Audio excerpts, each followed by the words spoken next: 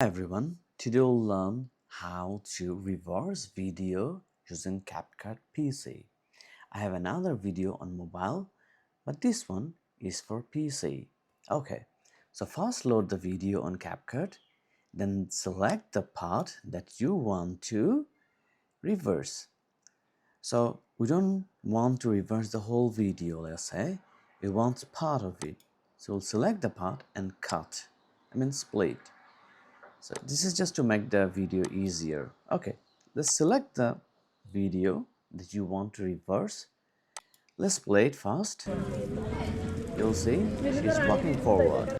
Okay, now in order to reverse it, you have to come here and then select reverse. It will start to reverse the clip. Okay, we have the video reversed. Let's play this. See, she's walking backwards. And when the clip ends, she's walking forward again. So this is how you create, reverse a video using CapCut. If you like the video, please thumbs up and subscribe to our channel. Thanks a lot.